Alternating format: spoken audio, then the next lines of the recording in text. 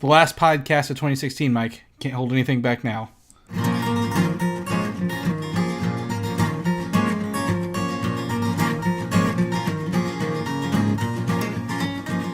A modern podcast where Chris and Mike talk about TV, movies, superheroes, and everything in between. It's time for Superhero Slate. Hello, everyone, and welcome to Superhero Slate, the show where we run down the latest superhero entertainment news. We love TV, movies, and superheroes, so let's talk it all out. My name is Chris Dillard. And my name's Mike Royer. And in the final hours of 2016, we're going to talk the Justice League, Mike. Okay. We're going to talk about the X-Men's New Mutants. Okay. We're going to bring up some of our favorites of this past year. Okay. And more. All right. It's weird. We're getting back into the swing of things. We are off for about a week there, and you've been off for about 2 weeks. Well, yeah. At least from behind the microphone, that is. Yeah, that's true. That's true. I did record the last 2 episodes in Florida on an iPad. I learned that magic really quickly, so we could keep the slate going. Man, I just felt bad not being able to be here. But yeah, how was the vacation? You got to escape some of the winter badness while I went back to it. Yeah, so Florida was nice, a nice 85 to 90, sunny, warm. Got to wear shorts. Got a little sunburn, man. I tell you what. It was fantastic. I had a great time. I got to spend it with my father-in-law and his wife, and we just had a great time, man. But you came back to the Midwest. And I froze my little tuchus off, man. Like, I just can't get used to it. You know, I've been babied out here in Southern California with the weather. So when we go back and they're just like, "Oh, you're lucky. We just last week it was really, really cold. It's really warmed up since then." And it's like it's like 38 degrees, and it's like you're crazy. You're all crazy. What are you doing here? So, but we managed to make it through the week.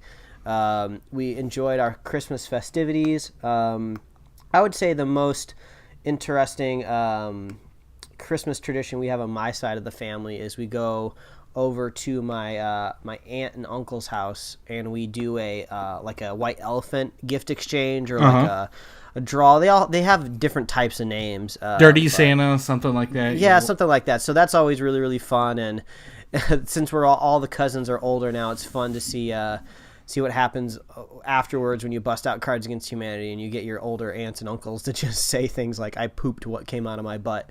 And so it was a really really good time. My wife won. Her gift that she won from the gift exchange thing was the portrait of Cosmo Kramer that they paint in Seinfeld. So it's not like the one from the TV show, but it's a replica and it looks really nice. Hey, that's all right by my standards. So I'm actually very insanely jealous of that. So she has my envy. Any holiday traditions on your end that might stick out? Not really. I think this year we introduced my family, and I had some friends come over. We played the game Heads Up on my phone. Oh, yeah. We ran my phone battery dead, literally playing that for hours. A lot of people were like, I don't want to play, I'll just watch. But then by the end, everyone was playing it. We had, famous people, Star Wars, there's a Seinfeld deck out we had, Disney, you name it. Everyone was having a blast with it. So yeah, that game is infectious. Just the other week when we went to Universal Studios out here, we were in line to ride the Mummy ride. And we saw everybody playing that game in line, and I think it just since the line kind of curved back and forth and you could kind of see the people, a section in front of you and a section behind you, once one person got the Heads Out game out, someone else in line was just like, "Oh, I have that game," and they got it out, and then they got it out, then half the line was playing Heads Up. So I'm pretty safe in saying that I think Ellen's made more money off of that mobile app than she's ever made off of anything in her career. So good job, Ellen. Yeah, it's awesome. I really had a good time. But other than that, nothing too big. I mean, I spent probably 12 hours at my parents on Christmas Day. But like I said, it's one of those things where we serve lunch, but everybody eats throughout the day. People show up, everybody comes by, and just had a good time. So that's it. Anything else on Christmas? I mean, anything good on your end? Do you get anything worth mentioning? Well, let's see here. My wife got me a comic I've been wanting for a while. It's I'm not sure if you've heard of it. It's called Tank Girl. Tank Girl, yes. Yeah, from the same artist, and the writers kind of changed because there was a forward in the book that kind of explain the history of Tank Girl, but it's from the same artist that created the Gorillas. Jamie Hewlett does the art for the Gorillas, like designs it. So yeah. Yeah, so it was really cool because at least in this first volume, it's almost like a collection of comic strips that they've made, I think, back when they were in college. So there was like this interesting foreword to the book that said, they made these like zines when they were like in art school. So it's got this really cool, like, all of these arcs are really, really short, but it's kind of written in this kind of comic strippy style and tone. And you can kind of totally tell it's just like college students like writing it. So like everything's like really vulgar and kind of like badass and stuff like that. So yeah, if you kind of want to maybe break the mold of the traditional kind of like comic book, go pick up Tank Girl Collection 1 or Volume 1, whatever it is. It's a trade paperback. It's got a blue cover. It's really cool. It's really fun. It's a really fun read. So that's been fun. And also, I've been kind of making my way through the collection of Scott Pilgrim books. I finally got those. Okay. My wife got me those as well. Then also my brother got them for me for the holidays too. So so one of them had to go back to their owner. But so that's pretty cool. I've been reading, so that's always good. That's awesome. Tank Girl also had a movie. I don't know if you knew that. I didn't know. In 95, it's definitely it had a movie back in 1995. It's kind of a cult movie at this point. It didn't do very well at the time, but it has Ice-T and Naomi Watts in it. And I think the main actress, her name is Lori Petty, and she, I think, was in like recently Gotham in an episode or two. So. I had no idea. Yeah, I'm looking at it now. I had to Google it right away. Okay, live action. That makes sense.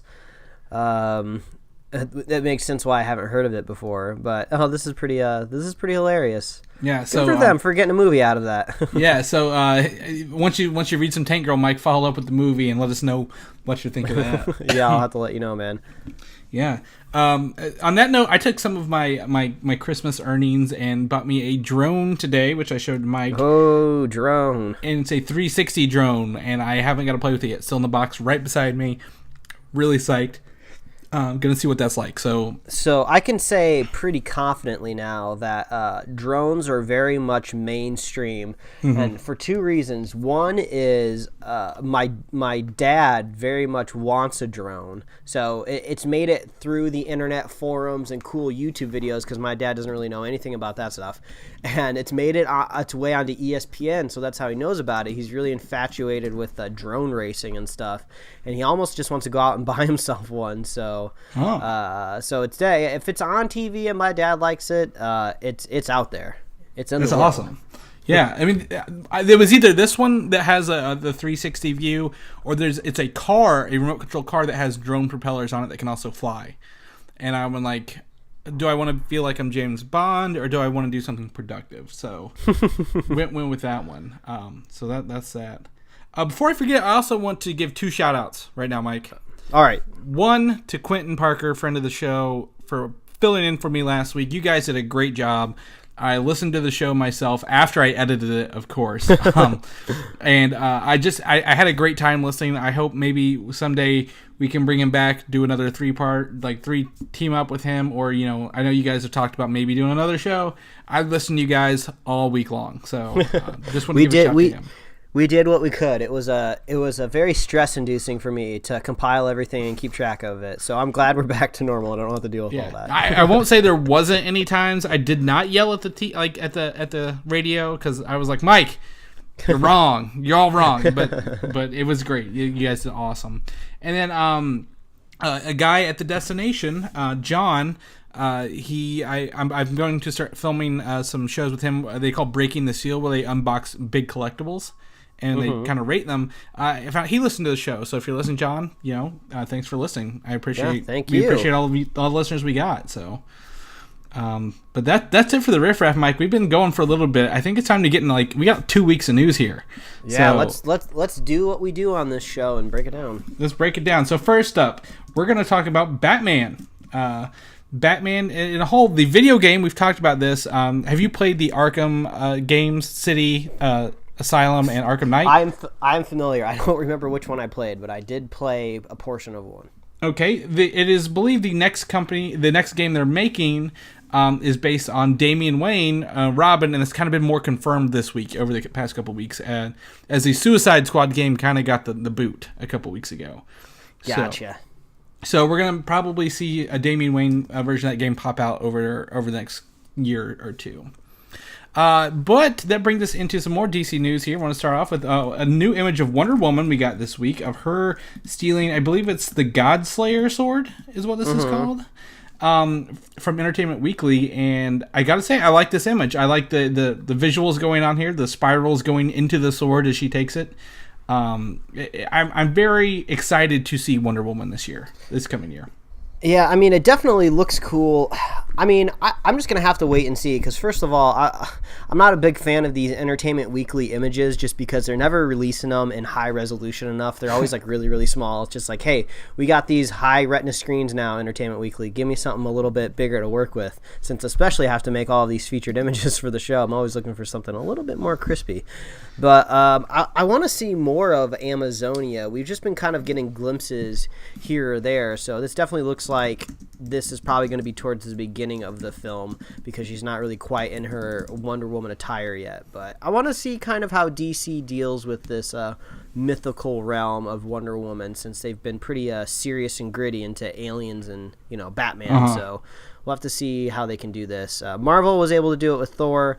I was able to catch a little bit of the first Thor again when I was back home for the holidays, because that's basically what happens during the holidays. Is every cable channel just goes like, what big movies do we have the rights to that we can do a marathon? So there's like Harry Potter marathons, there's like Marvel marathons on some channels. So so I got to revisit Thor again there briefly when I was back home. So I still like that first Thor movie. So I'm hoping Wonder Woman can be a nice addition to kind of the mythical superhero movie. I totally agree. And just to clarify, she's not from Amazonia. She's from Themyscira. Oh, that was close. Damn it. Yeah, it's cool. It's cool. I just don't want anyone to be like looking up Amazonia and be like, what the hell's Mike talking about here? Yeah, they're like, God, here we go, Mike again, 2 weeks in a row, talking about what he doesn't know. Well, I think it was one of our listeners, Jacob. He said, this is where the facts are made up and the truth doesn't matter kind of thing last week. So we're back to being factual. But Wonder Woman looks a little brighter, looks a little more, I guess, fun than some previous DC films we've seen. And that's what I'm kind of looking forward to this June when Wonder Woman hits.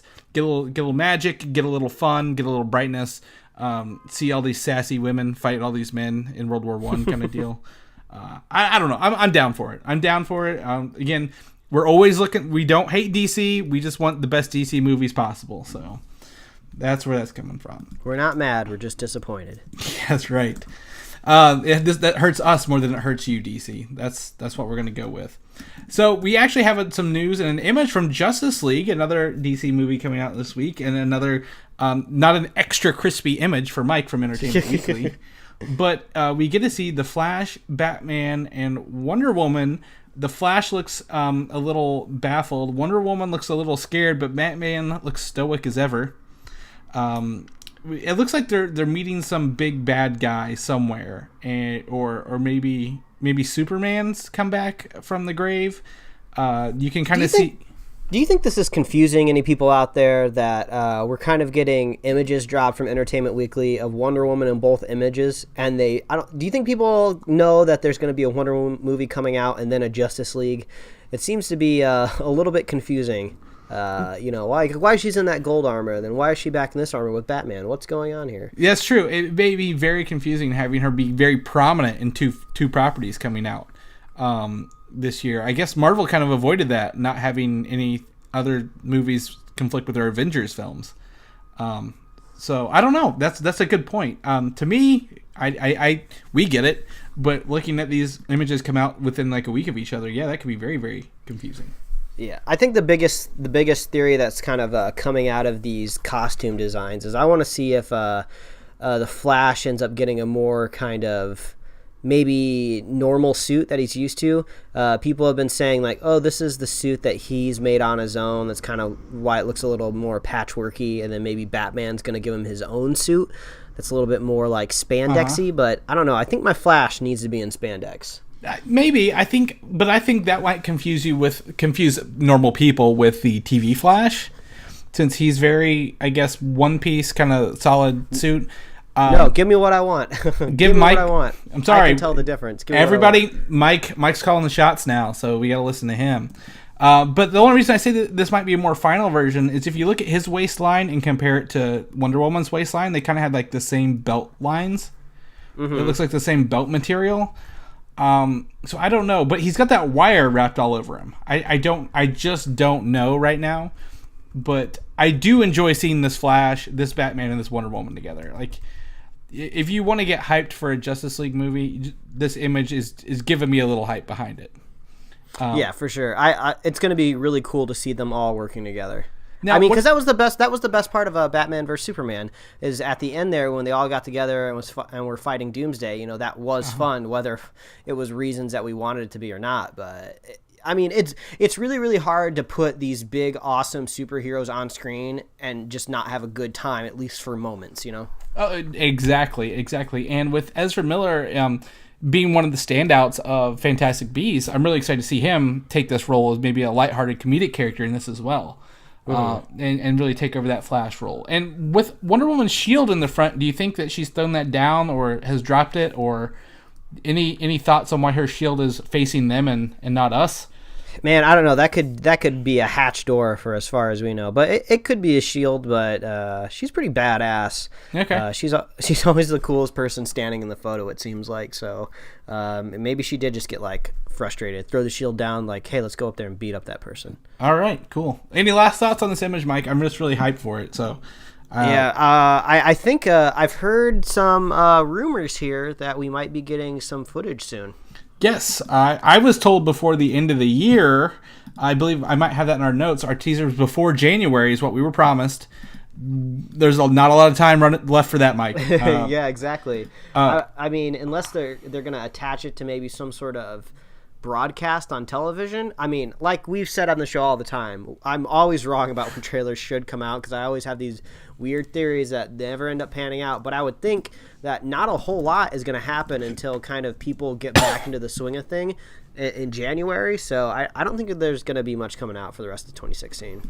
Yeah, well, I guess we should also say we're not recording this on Sunday as usual. This is not January 1st when we're recording this. Mm-hmm. This is the Friday before. I don't think we spent. So we are still in 2016 trying to launch this, to knock this out of the park here.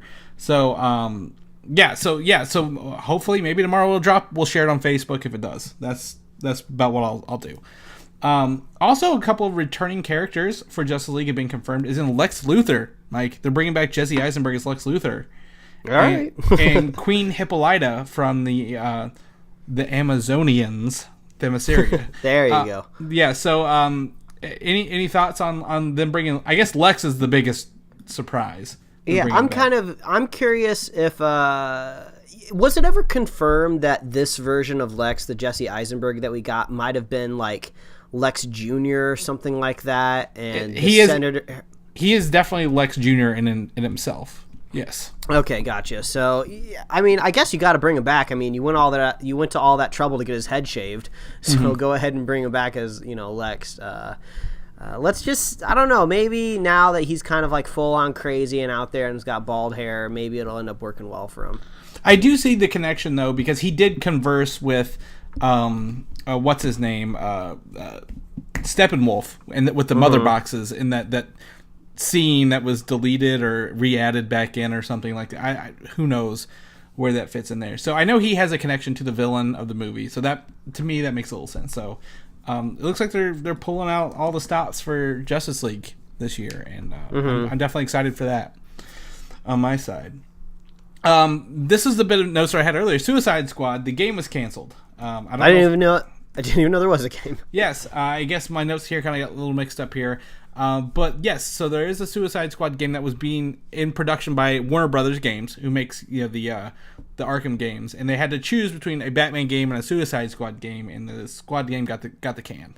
So yeah, I think you always go Batman. I think maybe kind of a Harley Quinn centered game might work out a little bit better when they end up making that Harley Quinn movie, whatever it ends up being called. But yeah, I mean everybody knows that the movie didn't really do that well critically, so maybe they just assume that's going to carry over game-wise, Yeah, I mean, I don't think they need to really take video games and base them on movies. I think a lot of the best video games are not based on movies; they're just great video games. So I say skip the tie-ins and just make a great video game. So hopefully that's what it is. So I guess that's it for movie news. Let's switch over to the DC CW universe here.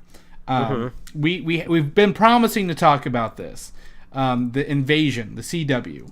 Yes, the crossover between Supergirl, Flash, Arrow, and Legends of Tomorrow.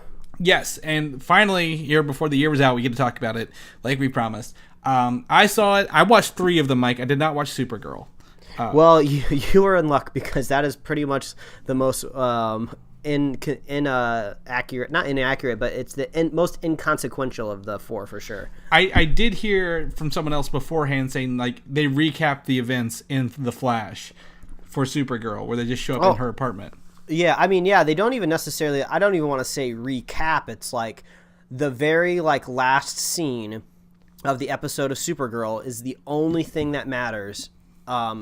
According to the Invasion crossover, and they tack that scene on basically to the next Flash episode. So yeah, you can totally skip the Supergirl episode if you just want to stick to the 3 event crossover, 3 episode, Yeah, and if you got a thing for Supergirl, I hear the actress just filed for divorce from her husband. So ooh, there you go. All you guys out there think you got a chance with Supergirl. There you go. So the Flash, the Arrow, and Legends of Tomorrow all covered the Invasion, and I feel a little cheated by the villains a little bit. I wanted to see more on the Dominators and kind of what their plans were, but I still had a good time with it. Yeah, it was kind of this interesting mix of good and bad, where it's the bad wasn't bad enough, but the good wasn't quite good enough to make me geek out. Exactly. I like the design of the Dominators. They actually seem pretty creepy and villainous, when they first kind of ran out of that drop ship. I think it was in Flash's episode, and they ran across the city. I was like, oh wow, that actually seems pretty menacing. I did think it was kind of funny that they decided to make these Dominators telepathic, so they didn't have to animate their mouths. So that kind of, I guess maybe that cut back on some of the CG budget, so they could put maybe more Dominators on the screen. The crossover seemed a little clunky. There was this bizarre reason Oliver Queen told, I guess this would be spoilers, but we've waited a couple weeks for this, but Oliver Queen decided to say, hey, this is my time in this crossover, and I don't want basically Supergirl to be the tank that messes with the plot. So he just kindly tells Supergirl to stay out of it for a moment, and he admits that it was a mistake later in the episode, and that didn't really make sense. It was basically the writers were just like, well, X, Y, and Z can't happen if Supergirl's there because she's just too strong. So let's just ask Oliver to have her step aside because he's not comfortable with her. That was just kind of stupid. But I did like obviously I liked all the Flash parts because that's obviously my favorite show out of the 2. But I want the Flash and Supergirl to cross over more. I think I'm pretty much over Arrow at this point. This current season of Arrow has been a little bit better than last season, but it's still hard for me to buy into the characters anymore. So. And Legends of Tomorrow, it was kind of nice talking and seeing them for a minute because I'm not really watching that show. I forgot that some of that cast and crew is pretty charismatic. So they got some diamonds and they got some turds over there on the CW. So when you kind of mix them together, you got some sparkly turds. Yeah, well, I think the problem was this was also Arrow's 100th episode. And they were promising all these returns of all these characters. Well, it was kind of wasted being also a Invasion crossover. So I was like, they're trying for too hard in one episode to do 2 different things. And ultimately, Arrow's probably the weakest of the 3, I think. The Flash being my favorite, Legends being second, and then that one. So definitely, I don't know. I mean, it's a good idea. I'm glad they do 1 a year, but thank God it's just 1 a year. Yeah, it's definitely, it's not like they're saying, oh, I didn't think it was that great, so they shouldn't do any more. I like it when they kind of find a way to weave it together. I'm sure they get good ratings from it. It's fun. At the end of the day, it's fun to see all these actors on screen together, just kind of palling around and having a good time. Yeah. They all got charisma, so it's pretty fun. So I guess sometimes if they have to fudge some of the storylines to make it all work, whatever. But yeah. Yeah. Whenever you get those little moments, like there was that funny moment at the very end there where Palmer looked at Felicity and was what was the line again? No, he looked at Supergirl and was like, "You look like my cousin." Yeah, that's what it was. Yeah, so those little lines are fun, and that's the cool things that you can do when they cross over. And it did open up the door to Supergirl coming into the Flash Arrow universe anytime they want, with that little button Cisco made for her. Yeah, and that's one thing they've kind of been expanding on in the Flash TV show in general. That it's pretty easy to hop between Earths and universes now. And the Flash seems to be able to do it like, he's making toast. He presses down a button on a toaster and it's basically going. That's a weird analogy, but I'm saying it's just as easy as making toast. Yeah, they've got the vibe, they've got the speed, and they just do it. So definitely looking forward to Supergirl. I hope she integrates with the regular CW shows by next season. So maybe this will be the first door to that. We had a good time, not a great time, but a good time. That's how I'll wrap up my thoughts on that, Mike. Yeah, not a very high stakes invasion. I don't think anything of substance affected most of the other shows. So it's all right. Yeah, totally. Now we're going to switch gears. A TV show coming up later this year, in I guess 2017 February, is Legion, and we got a new poster from Legion showing off, I guess, a mind-blowing, I guess, I forget the name, Howler. I can't even think of his name. It's all right. Yeah. we haven't seen the show yet. We haven't yet, but again, this is... I don't know. This is a very cool poster to me. I like the energy, the lightning, the coloration of this poster. Kind of speaks to me a little bit, if you will. Yeah, I saw some people saying that the imagery kind of mimics his hair a little bit in the comic books. I guess his character has some pretty wild hair. He has very tall hair. Yeah, so that kind of mimics there. One thing that I think I'm really looking forward to about Legion is I think FX or FXX, whatever network it's supposed to be on, has a lot of confidence in this show to not be doubling down on throwing X-Men literally everywhere. I mean, this is a very powerful poster that's really, really cool. And they don't throw the word X-Men all over. They just kind of have Marvel Television up in the corner. And if you can't recognize that the X in the O in Legion stands for X-Men, you basically don't even know that this is an X-Men property. So it seems like if you were really worried about a show maybe not being good, you would just be like, hey, guys, this is from the X-Men universe. So, I guess they think that this content basically can just stand on its own. So that makes me pretty happy. It is, and the teasers and trailers we've seen are very abnormal. They're not normal teasers. They're not normal trailers, and I think having that mystery it feels like this should be a show on Sci-Fi, like a high quality Sci-Fi show. So I'm glad FX is giving it a little love and the attention it deserves to me. So I agree with that. But you bring up a good point for our next topic, Mike. Is the movie New Mutants is coming, and they have officially unveiled the title as X-Men: The New Mutants. Ooh. So saw that coming. Yeah, so they call it X-Men: The New Mutants to say, hey, this is an X-Men movie. And I don't know if that's bad. I don't have any ill will towards it. I guess they want to show that this is in fact an X-Men movie, and set in that same universe.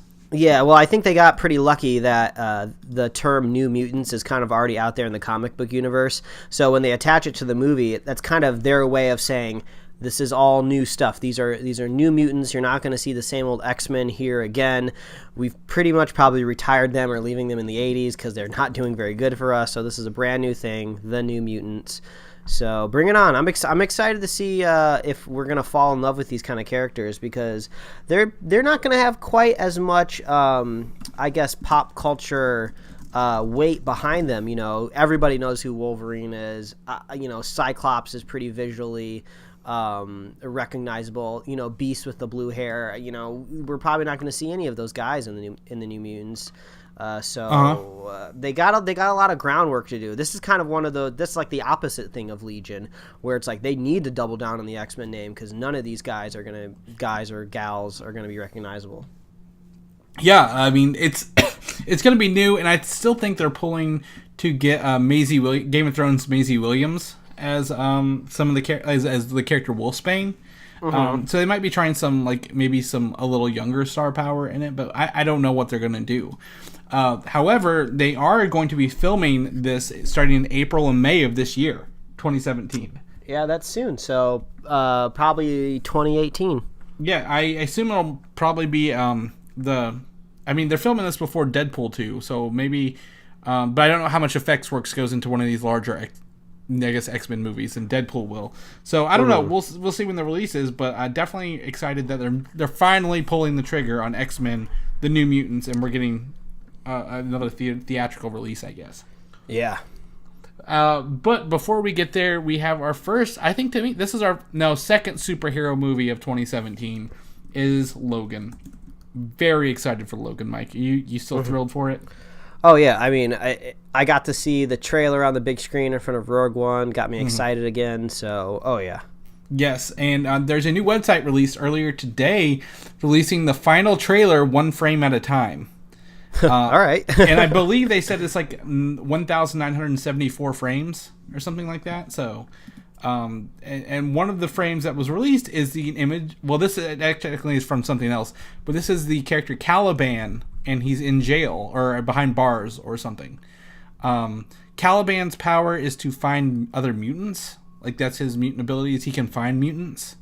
So I think the Ravagers are using him to find whatever mutants are left in the world, and maybe experiment on them with the Essex Corporation or whatever the villain will be in this one. What do you think? Yeah, I mean, it seems like it could be an interesting idea. It seems like this is going to be a kind of, apocalyptic landscape in the future, and it's going to be kind of like, people wanting to extinguish mutants. Maybe they think mutants will ultimately cause the problem, and if they finally get rid of all of them, things will go back to normal. Kind of like in a zombie apocalypse, you think, oh, let's just get rid of all the zombies and it'll fix everything. So maybe that's what they're doing here, but I kind of like being in the dark about Logan. The trailers have been really, really moody, haven't really revealed too much. We don't really know how much X-23 we're going to get in the movie. Who knows if that little girl is going to pop out any sort of claws or not. So I kind of like being in the dark, and I like how this movie is going to be coming up really, really soon. We're getting that right in March. It's not going to be long until we're seeing this movie. So, yeah, so like you said, the last trailer was releasing frame by frame. Who knows if I'll even watch it? I think I have enough. I was sold when they announced it. I didn't even need to see the trailer. So I'm excited. Yes, very excited. A big rumor popped up this week saying that Deadpool, there's been a filmed Deadpool scene with the new Deadpool 2 director, David Leitch, for Logan. Okay. I think this is maybe a throwback to Origins. It may be in-credit scene. However, a lot of people, including Hugh Jackman and Ryan Reynolds, have said that he's probably not going to show up in the movie. But there is something in the works between Wolverine and Deadpool. So we talked about that a little bit last week when Quentin was on the show. Let's get Hugh Jackman in a Deadpool movie. Let's do it. Why not? You only live once. Theoretically Logan lives forever, but yeah, that would be so cool.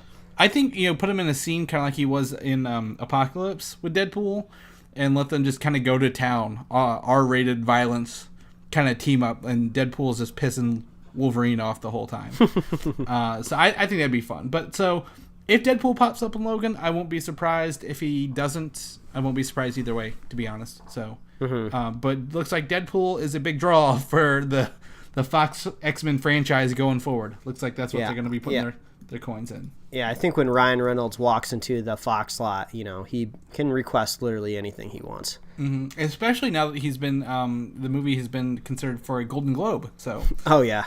Yeah, so he's got a little more weight and swagger when he walks through there, if you will. We're going to switch over to the Marvel side of things with Avengers Infinity War. You talked last week a little bit about that new prop making process where they were lasering gel into making a prop, which looked awesome, by the way. But this week, I guess last week, they revealed a possible cast list since they're hiring extras. The cast list comes with it, and it reveals that Nebula and Captain Marvel will definitely be in Infinity War. Ooh, that's cool. So I think that's kind of... Would that be a way of confirming that they're definitely going to try to bring the Cosmic Guardians maybe into Infinity War? Because just to be clear, Infinity War, that is the next Avengers movie. You know, that's not talking about part 2. You know, they could maybe be saving the Guardians of the Galaxy for part 2. So maybe they kind of just season us with a little cosmicness, like with Nebula and Captain Marvel in the first half.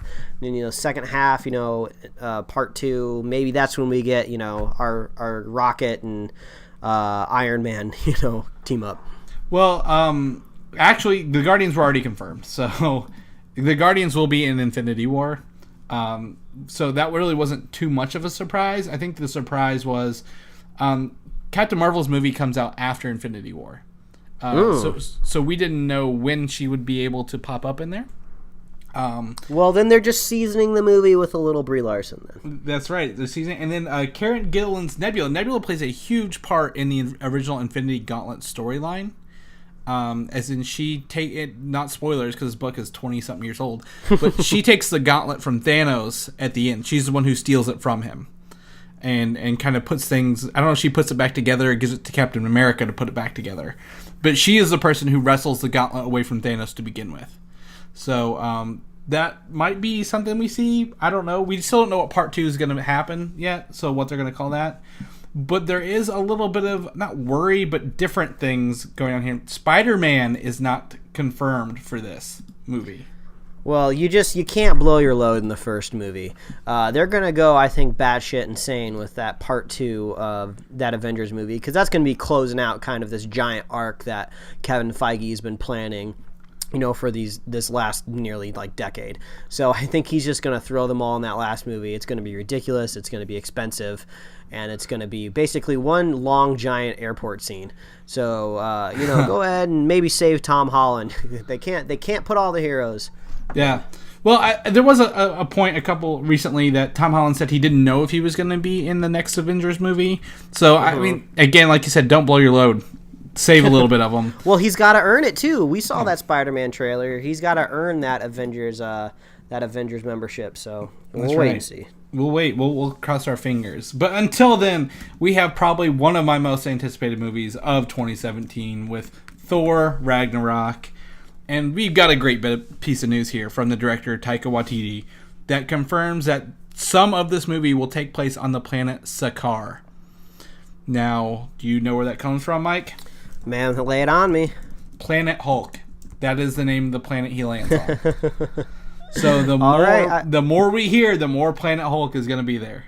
Yeah, I mean, I'm still standing by the whole idea that we're not going to get a Planet Hulk movie. This is kind of just a way to organically weave in the idea of Hulk being a gladiator. Well, no, exactly. There's no Hulk movie. This is they're pushing half of this movie is Planet Hulk, but it's technically a Thor movie along the way. So, but yeah, Planet Sakaar in Thor Ragnarok, that's great. I think that's awesome. Oh yeah, I mean, I just never thought I would be this excited for this movie. Like everything that we keep hearing just gets more and more interesting. And man, I'm waiting for that first official image when we get to see like Hulk decked out in his like gladiator armor. That's gonna be. Give me a 10-second teaser trailer with just him, like a pan up from his feet to his head in the gladiator armor, and you sold enough tickets to make your money back on that movie. I mean, they're probably still CGing that, you know, since we didn't get the Hulk in the very, very first Avengers trailer back in the day. You know, who knows? Like we've been using this same Hulk model for the last couple movies. Well, now we got to add armor to him, make him a little bit more grizzled, maybe. So it's gonna take a little bit more time. Yeah, well, we'll have to definitely see what that is. Speaking of things that are animated, might take a while, and we don't really want to see them. It's a Spider-Man animated movie, to be honest with you. This is our most recent bit of news here, and a casting call reveals that they're looking for a character called Terrence, who fits the exact description of Miles Morales. A half African-American, half Puerto Rican young boy who lives in the Bronx. I mean, it just seems strange because we just don't understand how this fits into, any sort of continuity, universe. We don't really know the style yet. I would assume by animated, it's going to be computer animated. It's hard for me to envision a 2D animated Spider-Man film coming out of Sony because usually all those 2D animated stuff go direct to video. Warner Brothers has made them very, very successful, so I have no qualms with Marvel maybe wanting to dip their toes into that. But this, for all intents and purposes, is Sony making like a fully fledged movie, to come out in the cinemas. So I'd rather not get Miles Morales coming out for the first time in this movie. I want Miles to come in like maybe the fourth like Spider-Man movie over at Marvel. I want him on the big screen. I want his big screen reveal. I don't want him kind of wasted on this animated movie that we don't really know what the hell's going on. And it's kind of weird that they're looking for these such specific casting things since it's going to be animated. Who cares what they look like? It's all about what they sound like. So I don't know.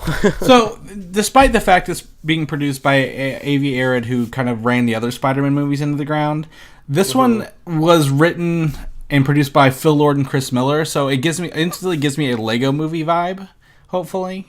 And the director is Bob Perichetti, who worked on Shrek 2, Puss in Boots, Monsters vs. Aliens. Mm-hmm. So I think, yes, it's going to be computer animated. I'm hoping that the Lord Miller team up can, give us at least a little humor, a little levity in this, and something, even if not middle, like bad, at least middle of the ground. You know what's better? Know what we do with this?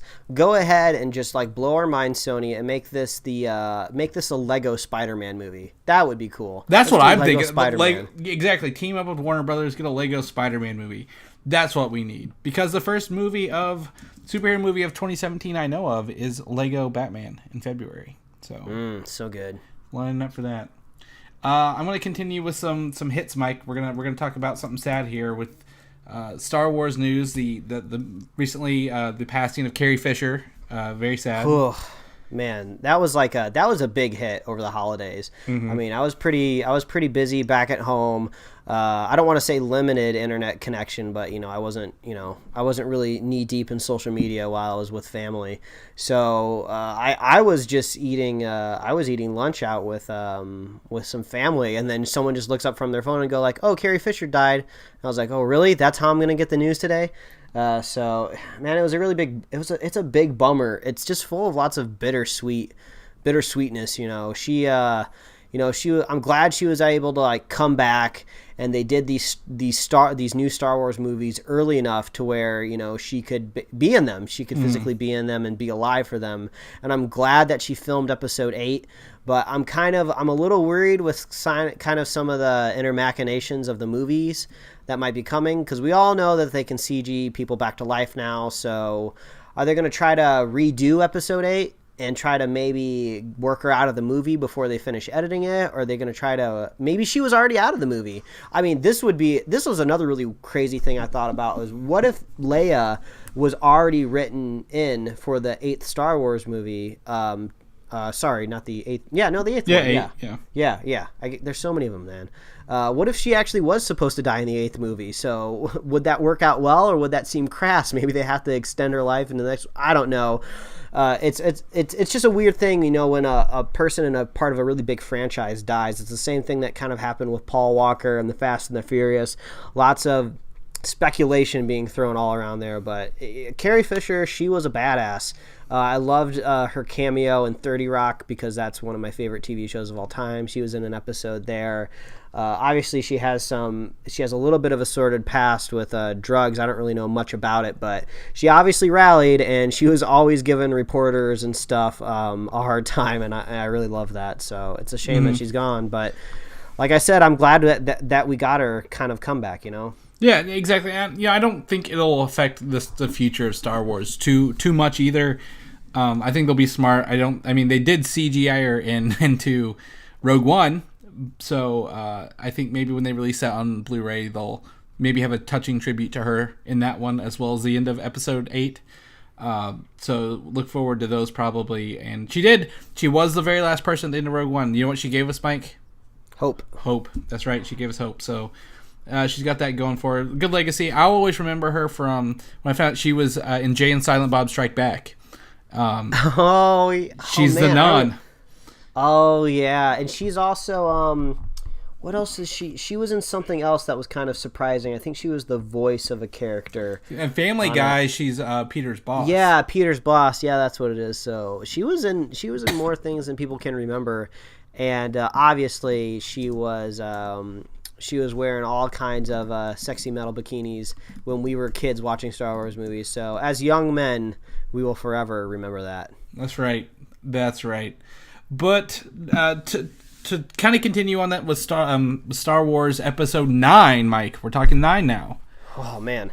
The rumor is that they're going to start filming it in April of this year, 2017, to get ready to start filming it early. Oh, man.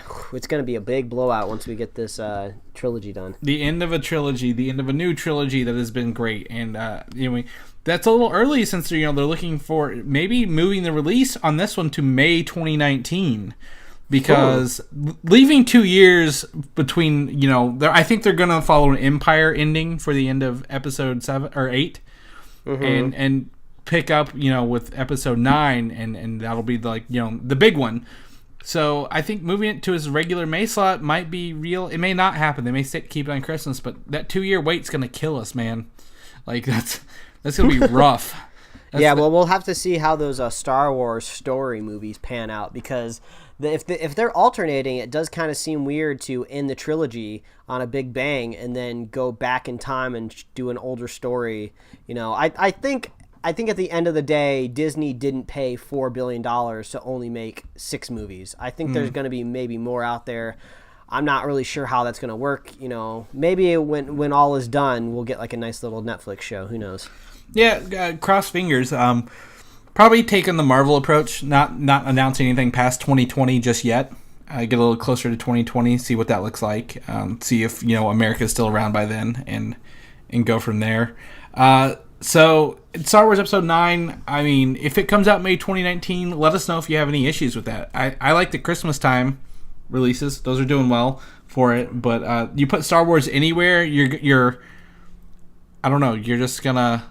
If it's May 2019, that's up against Avengers 4. Yeah. Like, that doesn't make any sense. May the 4th be with you. Who knows?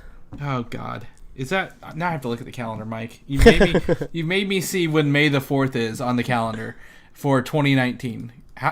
What's the easiest way to do this? Jump forward to 2019. Yeah. May 4th is a Saturday. We're good. It's probably not May 2019. All right. We're good. Everybody, don't panic. So there we go. Sorry. So Star Wars 9. Star Wars Rebels, the movie that just came out. We have a spoiler cast in the can about this, talking about it. Us. Did you know the Star Wars... I guess Star Wars Rogue One, not Rebels. Rebels is a TV show. I apologize. But this relates to Rogue One. The character in Star Wars Rebels, the little robot Chopper, was in Rogue One. I did not know that until after the fact. Yeah, I'm not really sure where exactly he was. I'm not too familiar with the character because I'm not watching Rebels.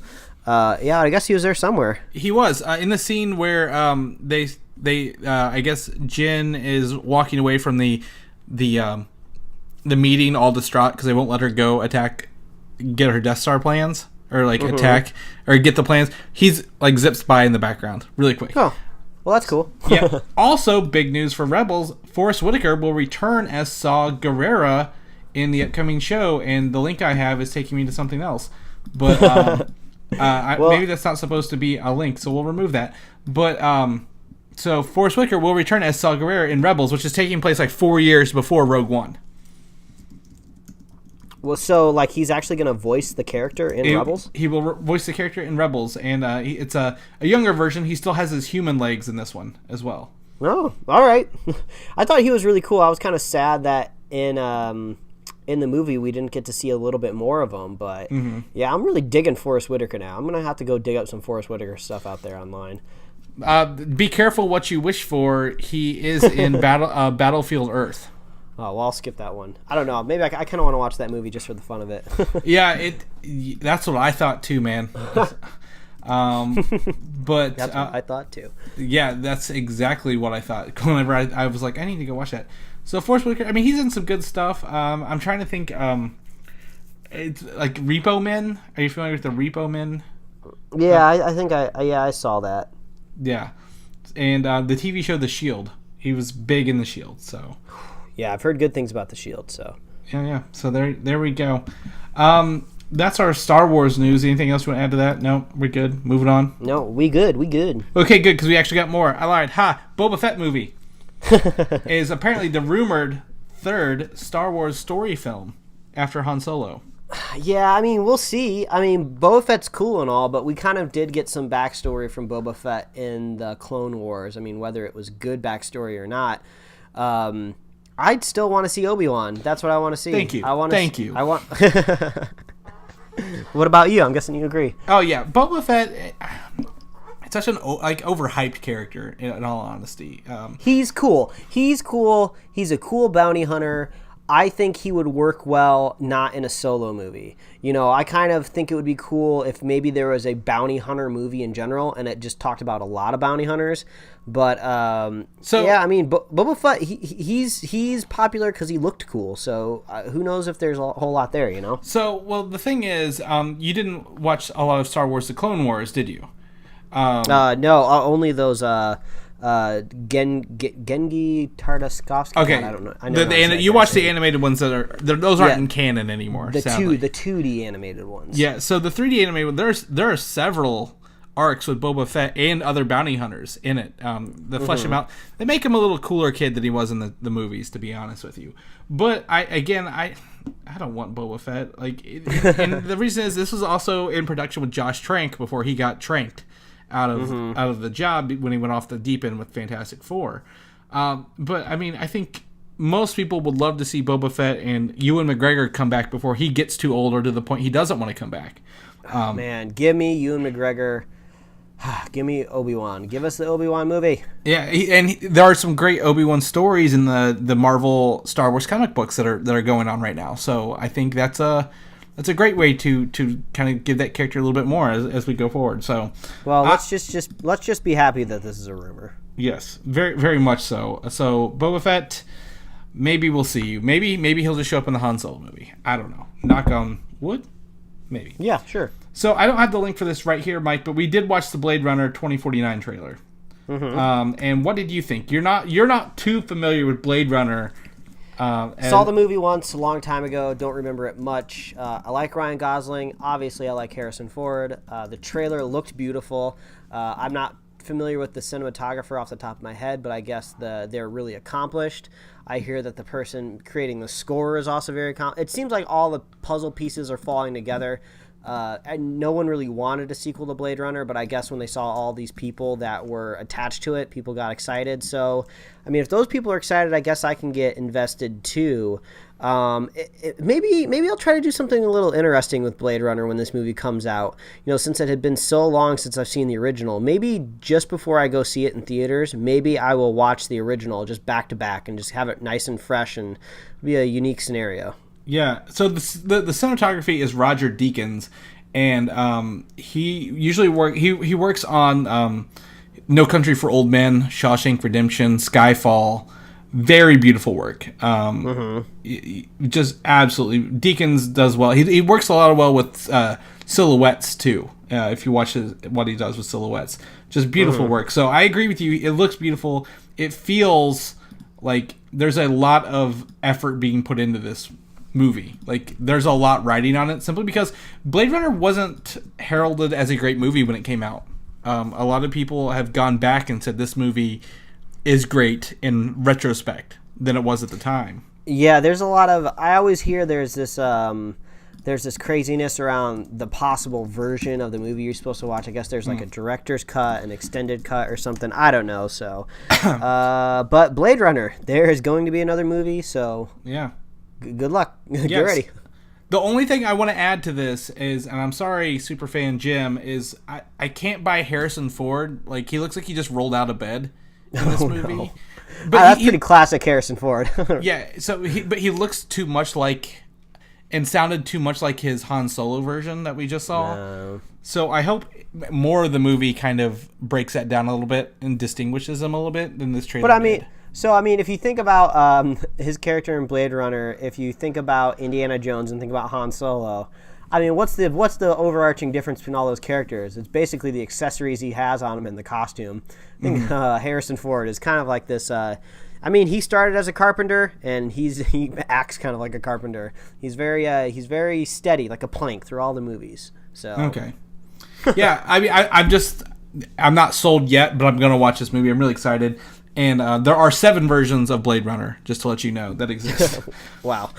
Yeah, I think I own the director's cut and the final cut, and I still don't know which one I should watch. I know my friend Patrick, who does film side chats with me, he knows which ones I should watch. So we'll go to him. No, I don't want ones. I'm only gonna watch one. So I meant which one we should watch. Like, so no one better tell me. Oh, you watch the theatrical version first, and then go back and watch this one, and then you're gonna want to watch this one. Like, no. Give me one. Yeah, there is only one you should watch. Well, there's one you should watch if you want to believe one thing or the other. Okay. Yeah. But that's all right. So, but the director of that, Denis Villeneuve. I don't know how. I think it's a Villeneuve or something. Yeah, I don't know. He's accomplished. Yeah, I think he directed Arrival this year, which I really enjoyed. Arrival. He's got Arrival, Sicario, Prisoners under his belt. I saw Arrival; it was amazing. So. Yeah, very good, very good movie. He's also directing Blade Runner too. Yes, directing Blade Runner, and he is in talks to direct the reboot of the cult classic movie Dune. Wow, I don't know much about Dune. The only thing I know about it was that it was pretty sordid when they were making that movie in the past. I think there's a whole documentary about that, the kind of megalomaniac director, I guess, that tackled the original Dune movie. So I guess a lot of people are really precious to that source material. So yeah, I'd see a Dune movie. Yeah, so I don't know if it's a megalomaniac director, but it's more of, it's David Lynch. He's a little eccentric is what I would use. Eclectic. Yeah, I mean, I don't know if you've ever seen Twin Peaks, but yes. But it stars, oh man, I just lost his name. But he is Daisy's father in Agents of S.H.I.E.L.D. I forget the actor's name. Oh, yeah. Kyle MacLachlan. Kyle MacLachlan. Yes, there's also Patrick Stewart, Max von Sydow from Star Wars, and a lot of people were in this movie, even Sting, the actor.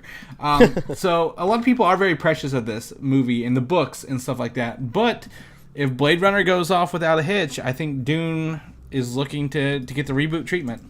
So, well, good luck, Dennis. We're pulling for you. Yes, whatever you do, man. I'll probably watch this Dune. I fell asleep during the other one. Oh well. Now, before we talk about the Emoji Movie, I'm going to front load this. This is it. The steamed broccoli the last steamed broccoli segment for 2016. Oh, so, man. A new trailer called the Meh trailer came out, and what an aptly named trailer. Oh my god! So first of all, I just want to go ahead. Here it is, guys. Let's so the Emoji trailer dropped, and there's another trailer, the Alien Covenant trailer dropped, both while I was out of town. And I was like, okay, well, I'm going to give them the screen time they deserve, and I'm not going to watch them on a phone. You know, I'm going to wait until I get home, and I'm going to watch them on my TV, you know, how I watch all the trailers that I want to see. And, you know, at the very least, I wanted to watch it, like, on a computer monitor. So, you know, I waited till I got home, and I was like, okay, up first, we're going to watch the Emoji Movie trailer, because I have a feeling nothing's going to live up to an Alien trailer after that, especially when it comes to the Emoji trailer. So the first thing I do is I go out and I Google Emoji Movie trailer. So hoping in YouTube the top result will be the trailer from the actual movie studio. I think it might be Sony, but that was not the first trailer I got. I got some sort of bizarre like movie YouTube page channel that not only took the trailer and put annotations all over it and overlays and lower thirds, but for some bizarre reason they cropped it to like a vertical phone, and I wasn't sure if that was supposed to be like that because, you know, oh, it's an emoji and it's always on phones, or if it wasn't. And so like I already had a really bad experience trying to find the official trailer. And then once I finally did, after literally 4 attempts of all this garbage of people trying to get all these clicks off the Emoji Movie trailer, the trailer was just god-awful. Holy shit. I mean, like, it's very much a teaser trailer where you're not really getting much except for one dumbass emoji going meh. And then you got this really awful joke at the very end of talking about, like, a piece of poop. And it's just a really bad, really, really, really bad pun. And in between that joke at the end and the horrible emoji talking to me at the beginning, you get to see like who's supposed to be in the movie in the middle. I think they throw up T.J. Miller's name there for a second. He's like, oh my gosh, T.J. Miller, there's some hope. We loved him from Deadpool. You know, we love him in Silicon Valley. You know, he's a funny dude. You know, and then the trailer's almost over and they're hitting us with one last joke. Oh man, if it's good, maybe it'll seal the deal. I kind of wanted to see the Trolls movie just because even in that trailer there was a one or two good jokes and that has that catchy Justin Timberlake song. We didn't get any of that shit in this stupid trailer. It's so dumb. This movie's going to be so bad. It's such a bad concept to begin with. It's basically just like taking an awesome concept like Wreck-It Ralph and just distilling it down to the dumbest idea of an emoji. And I want to go ahead and before I get too angry, I'm going to stick up for emojis because they're basically, at the end of the day, they're just icons designed by some probably designer over in Japan because I believe it was like a Japanese keyboard at the very beginning. So I'll give props to the design of the icons. They're very beautiful looking icons, but I don't need to see a goddamn emoji movie. So this looks so stupid. I can't wait to just bash on all the trailers that I see. I hope they don't prove me wrong because this movie doesn't deserve to exist. So if you could wrap up your review of this trailer in one emoji, Mike, what emoji would you use? I'm just gonna use the explosion emoji because I just want to blow it up. Oh yeah. Man, no, that's a safe dumb. bet. That's a safe bet. It's dumb.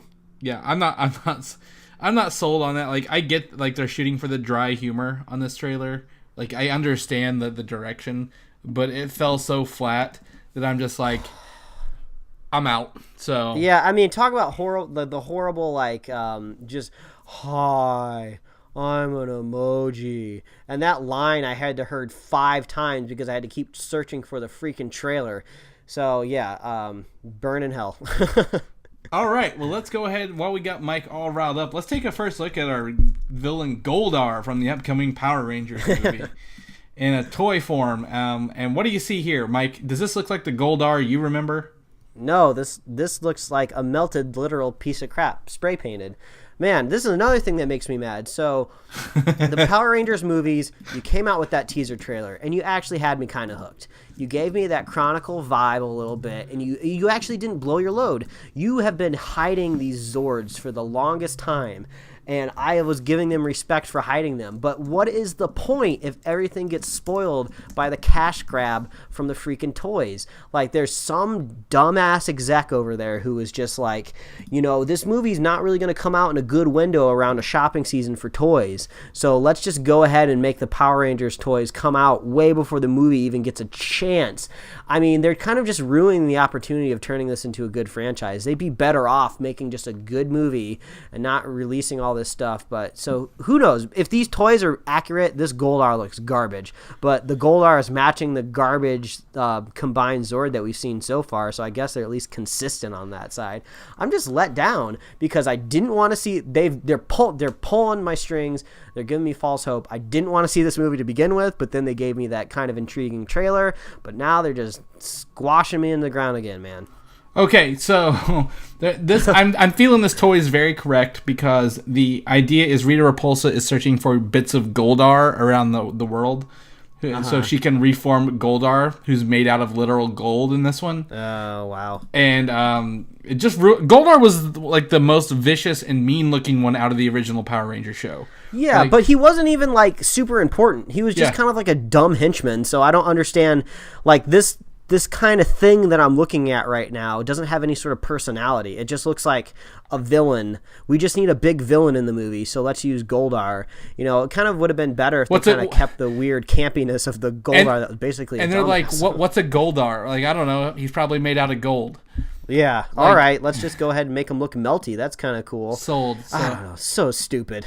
He's very mad. He's very mad about this. I'm very upset. However, we don't have to worry. There might not be a franchise in the future, Mike, because the sequel to Power Rangers is coming out in a comic book like a month after the movie's out. Oh, really? Yeah. So a big comic book is coming out, a sequel to the Power Rangers movie in comic book. So I don't know if there's going to be a second movie at all. Wow, I don't know. I mean, I would be shocked. Like, I would think this would probably just be like a comic, like a bridge, you know, to be like, oh, hey, let's just tell like a little tiny story to get people ready for the trailer. for the second movie. So I don't know. Well, let's just see what happens, man. Yeah, it definitely is. So it's like a graphic novel. It's 96 pages by Boom Studios. So I don't know. It has all 5 Rangers. So I guess, you know what? They all survive. Too bad, people. We ruined it for you right here. Yeah. So, all right. But in a bit of good news, Mike's favorite series is pulling through for him this month. It's not his favorite series. We joke. We might stop this joking next year, but I doubt it. The Alien Covenant dropped a first trailer on us that looked actually pretty sick. Yes, Alien Covenant, which is the sequel to Prometheus, the prequel to Alien. It could be the prequel to Alien, because we might be getting another Alien movie that butts up against Alien. I don't know, but the trailer finally dropped. Yes, and it really harkens back to the original Alien vibe. Very much so. I had a good time with this trailer. It looks scary. It looks action-filled. It looks to be true to the Alien kind of vibe and kind of answer a lot of questions Prometheus left us with. Mm-hmm. So what did you think? Any questions off that? Like off top? So watching this trailer, very much it feels so. Yeah, it does kind of hit that Alien vibe more, because you're kind of getting those iconic scenes of someone trapped in like a galley room or something, and there's like an alien splitting out of them, and it looks a little bit more scary. But it felt more like a Prometheus reboot almost. They were just like, hey, Prometheus didn't go well. Let's do this again, but we're going to have a different script, because everything looks exactly the same. I mean, this almost looks like it's like the second episode, like episode 2 of Prometheus or something like that. It's just have a very similar look, which is good. It means they're being very consistent. But I don't really know exactly how it's separating itself. They're doing similar things where it's humans going out into space. It looks like they're landing on another alien planet that they're not familiar with, which was basically the exact same thing that happened in Prometheus. And Alien. So, yeah, well, I mean, the first Alien, that took place on the spaceship, and they didn't really go out into other planets. No, they landed on the planet, and that's how the alien got on the ship. Well, yeah, but then it stays on the ship. So who knows? I don't know. I definitely got a little bit of a Prometheus vibe there. So who knows if that's a good thing, because that could have ended up being a good movie. I don't know. So everyone always says, if you like a franchise and they come out with a bad movie, the good movies are still there. It doesn't ruin the movies that you have. And I think that can't be any truer with Aliens. You have Alien, then you have James Cameron's Aliens, which turned it into more of an action movie. Then you got all those weird sequels, the teaming up with Predators and stuff. So really, I think the majority of Alien movies out there might not even be that stellar right now. So this could be a good addition. But there's always just that thing in the back of my head where it's just like, wow, what would have happened if this was Prometheus? What if Prometheus didn't happen and this was our return to Alien? It might feel a little bit more fresh and upbeat, but the trailer definitely was cool. You had that creepy scene of that xenomorph, basically like ripping up that dude in the shower before he got to have some sexy time. So that was pretty... Mm-hmm. That was pretty gruesome when you got her covered in blood. Got that kind of spine breaking open with blood. Lots of blood. So I'm happy to see the blood. Well, there's also the spore. It looks like they're ground spores that can infect you rather than just face huggers. We got to see Michael Fassbender. I believe one of them is his old version, David, from the other one, and one's the new version, Walter. But in the new version, you don't see his hair at all on the new version, which I thought was weird. That you don't see his color hair, so there might be some reveal there which robot's which. Yeah, maybe they're just mass producing these Michael Fassbender type robots. And when I was watching this trailer just before we started recording the show, I was asking you, is the woman from Prometheus in this? Mm-hmm. Because she kind of went off with David at the very end. So maybe that might be kind of a cool reveal. Maybe if she pops up somewhere in the movie. Yeah, and the main actress is the lead actress from Fantastic Beasts, which was a very shock because she was very innocent and like kid friendly in that one, and she's like, we don't know what the fuck these things are, and this one I'm like, whoa. She kind of looks like a cousin to Brie Larson. Mm-hmm. When I was watching this, I was like, is that Brie Larson? She's in a spacesuit and everything. It's kind of hard to tell. So all signs point to yes for this movie. It's just kind of hard to get the Prometheus stink kind of out of the back of your brain. So give me some xenomorphs, make it scary. You know what? Like, I don't like scary movies. I don't like horror movies. I don't put myself through that, but I really like it when I go into a movie and I'm legitimately scared at parts. It can be really fun. So if you sneak that stuff into my sci-fi movies, I'm on board. The best thing is we don't know anyone's fair game in this movie because we don't we know what happens in the next one. None of these people are in it, so there we go. So that's cool. Lastly, we're going to end on a bit of a weird note. We talked about this earlier being super weird, but the Attack on Titan show. If anyone has seen the anime show, we're fans. We liked it. I think for the weirdness. Yeah, I think that's basically the only reason it makes it on our show. You know, we don't really talk about anime much on Superhero Slate, but when you get something like Attack on Titan that's kind of weird and kind of mimics Pacific Rim a little bit, even though Pacific Rim kind of mimics Japanese culture a little bit, you know, it piques our interest. So yeah, this trailer is just a lot more weirdness, more weird Titans doing weird things, weird naked proportioned creatures destroying stuff. So the Titans look so weird the way they draw their faces. They're like big goofy things. Like, this isn't gonna eat anybody. Yeah. Oh, yep, it's eating somebody. Yeah, it's eating. I'm not looking forward to more whiny, bratty characters, but I'll watch it again just because it's weird enough and the action's really cool. Because, you know, you got those maneuvering devices that kind of swing around like Spider-Man. So it's just a weird combination of stuff. So I guess look out for season 2 of Attack on Titan next year. Yeah. I think April they said. So if anyone's a big fan of that, April, check out the trailer. Let us know what you think. Mm-hmm. I know we've gone a little longer than usual in the episode, Mike, but we haven't talked in 2 weeks. And being as this is the last episode of the year, I think we should maybe just hit a couple of our favorite things of this year. Yeah, let's do it, man. So, 2016 movie recap section here. I'm going off the top of my head. Mike, you feel free to do the same. But the best sequel that we saw this year. What do you think? Man, best sequel. Well, I think, you know, in my mind, I kind of have 3 to 4 standout movies that I saw this year. And one of those standouts was a sequel. And, you know, I guess sequel franchise, who knows? But I think Civil War, you know, is up there on the top of everybody's list, especially when it goes to comic book movies or superhero movies. So if I'm saying best sequel, I'm saying Civil War. Civil War definitely blew my socks off this year. I don't remember seeing anything better than that, to be honest with you. So I have to say, of the sequels, off the top of my head, that is the one I did see. Star Trek Beyond's pretty good, though. If I had to give a close second, Star Trek Beyond was up there. Pleasantly surprised by that movie. Not a whole lot of at stake in that movie. No one really died. Everyone kind of made it through. But it was a good, solid addition, bringing it back. Definitely agree. Best animated movie, Mike. We had several animated films this year. Ooh, actually. This one I'm actually excited about because I didn't realize how many animated movies I saw this year until I started adding them up. You know, Finding Dory, Zootopia, Kubo, Ninja Moana. Turtles? Ninja Turtles. I guess you could kind of consider I'm that not saying it's a half-animated. great thing, but I'm saying it did happen. But I think this was something I was actually hoping we get to talk about of some way weaving in then this week. But while I was home for the holidays, I got a chance to see Moana.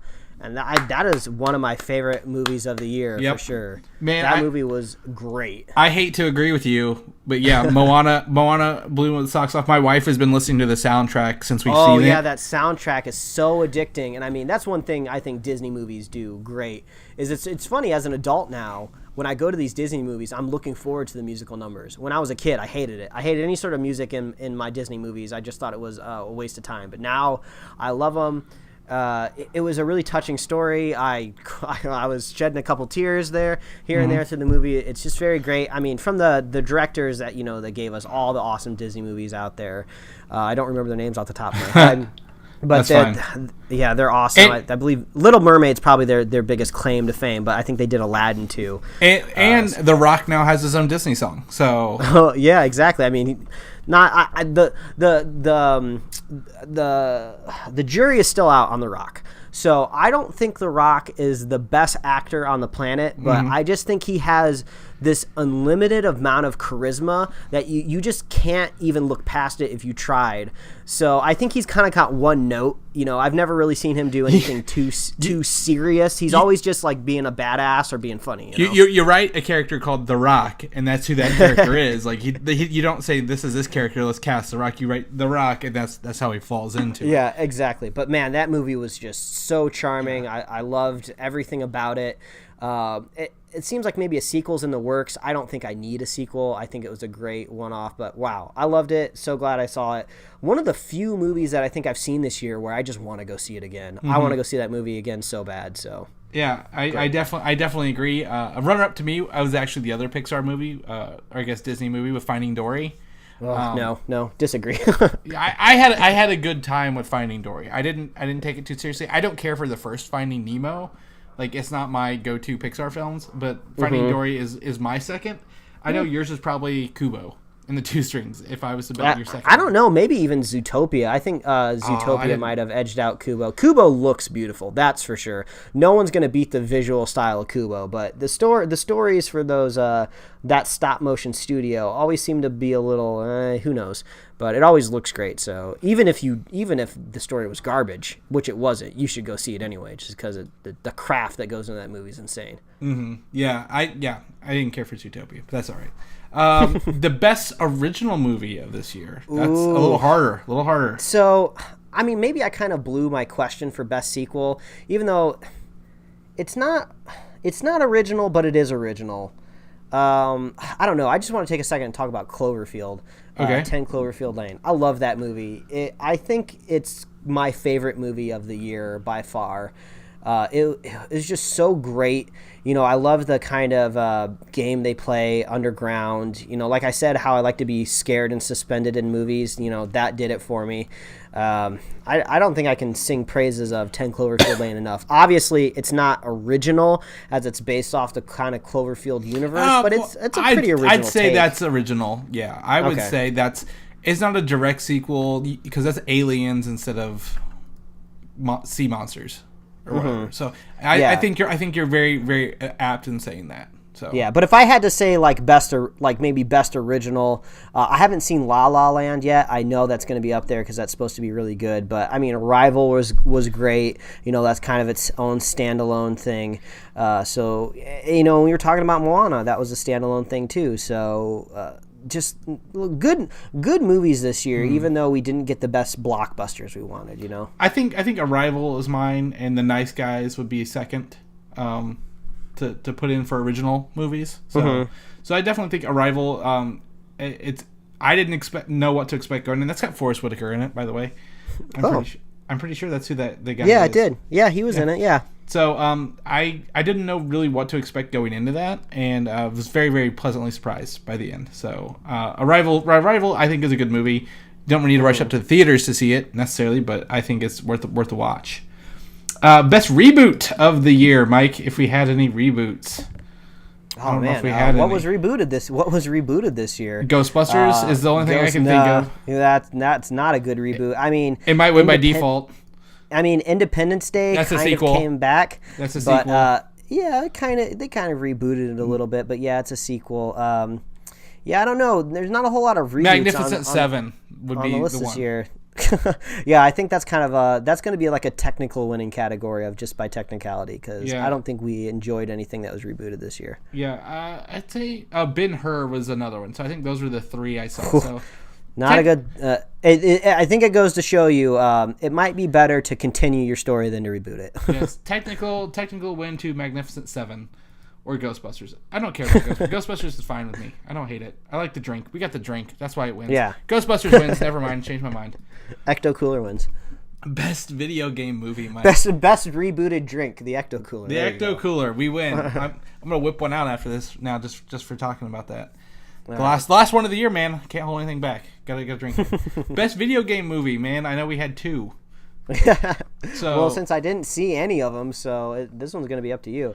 I mean, I don't know. I haven't seen Assassin's Creed yet. I think I told you just a day or so ago, I don't know when I'm going to see it, in what capacity I'm going to see it, or how I'm going to see it.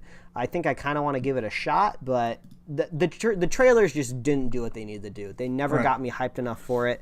But I hope it does well. I kind of want So- video game movies that can make a resurgence. So, the only thing I would pick Assassin's Creed because I didn't care for Warcraft. But Assassin's Creed, the story I have is someone was like, I went to go watch it, but both theaters were sold out for Assassin's Creed. I mean, that's a good sign, right? That's a good sign. So I was like, you know what? Assassin's Creed is probably worth seeing. Sounds like they're at least going to make their money. Yep, I might have downloaded it already to watch. So not gonna go. Well, not going to be making it from you. Yep. And then since we are the superhero slate, Mike, our favorite superhero movies of the year. Ooh, favorite. This was easy. I thought about this before. I stepped in front of the mic today. Easiest, best superhero movie, best comic book movie of the year is Deadpool. Mm-hmm. I don't want to say by a landslide, but it had the advantage of being basically a new character on the screen, a new kind of angle at the superhero movie. It kind of, it just did something really awesome, bringing Ryan Reynolds back into our lives, which we all wanted. So, Civil War was riding on a lot of previous movies, so we didn't get a whole lot of originality out of Civil War, I guess, unless you look at maybe the storyline and then throwing Spider-Man in there.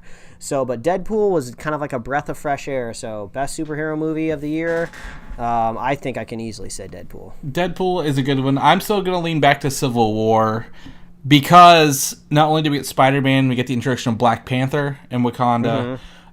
This was one of the first few movies in a trilogy that wrapped up the third movie very well. And in comic book movies, you look at the trilogies, the third ones suck. They undoubtedly suck or are not very good. In recent memory, I'm going to use Iron Man 3 as an example. Yes. Apocalypse was not very good to no. wrap that up. So I think Civil War to me holds that out, which is now on Netflix, by the way. Came out Christmas Day. So anyone who wants to watch it on Netflix, there's your Christmas present. And I believe Deadpool is on HBO now. So yeah, if you're into those streaming services, you can go get those goods. That's right. So to me, a Civil War. I agree with you. Deadpool's great, but I think Civil War had a lot more writing on it in my book, and definitely pulled through. We are happy campers to say the least. Yes, I don't have any more topics. Mike, do you have any more topics you want to go on movies about? I just kind of winged a bunch of them off the top of my head here. I'm like, I mean, it worked. 2016 was a big year. We did a whole lot of recording this year. Lots of spoiler casts, lots of Netflix shows that we had to binge, lots of movies. So I'm looking forward to TV just as much as I always am. It's going to be a good year for Netflix next year. It's going to be a good year for movies next year. I mean, we got Logan, we got Batman coming up soon, and we don't even have to wait very long for those. I think that's great. Iron Fist is going to land on our plate, and then we're just going to get into the full swing of things with Guardians of the Galaxy Volume 2. So I tell you, it's going to be a busy year. We get no rest. I think January is our slowest month. And then we jump right in. I'm gonna say our next spoiler cast should be the Lego Batman movie, Mike. Oh yeah, for sure. Oh yeah. I mean, me and my wife fell in love with that original Lego movie, so nothing's gonna keep us from another Lego movie. Yeah. So we got 20 spoiler casts at the end of this year total. I think we were gonna double that by the end of this year. So I'm really looking forward to more superheroes. Like more talking to you every Sunday, Mike, I guess whatever day it is. Thanks. It feels like a Sunday now that we've recorded this on a Friday. So that's going to throw me off. But I think it's been a great year. We've had some highs, we've had some lows. But at the end of the day, the superhero slate made 2016 the best it could be. So that's right. But in the meantime, Mike, if people want to know what you're up to this coming year, if you got stuff on your plate and you want to share it, where can people follow you at? Well, they can follow me at Mike Royer Design on Twitter and Instagram, and you can read my webcomics at pickledcomics.com. I got some fun projects in the work over there, so I'm excited to get to those. But Chris, you are a busy bee. You always got stuff going on. You just bought a drone with a 360 camera on it, and I'm really intrigued. I'm really intrigued to see what kind of video that pops up. So if people want to catch some of that, where can they follow you? Yeah, you can find me on Twitter at Valdan, VALDAN. My Instagram and stuff is tied in. So if I post something, it'll be up there. Same with my YouTube. So if I do any drone videos on YouTube, you'll find them there. And nice. You can read stuff on Comic UI or go listen to my other show, Filmside Chats. And actually, I guess I'll plug my other thing with my local comic book store, The Destination. I'll be filming. I filmed their Tuesday shipments with Mitch, where the comic book guy picks his 5 books for the week, what you should buy if you're into comic books. the Table of Fun, which showcases all the new products that are coming in the stores during the week. So pop vinyls, board games, stuff like that. And lastly, the Breaking the Seal video is something new we're doing.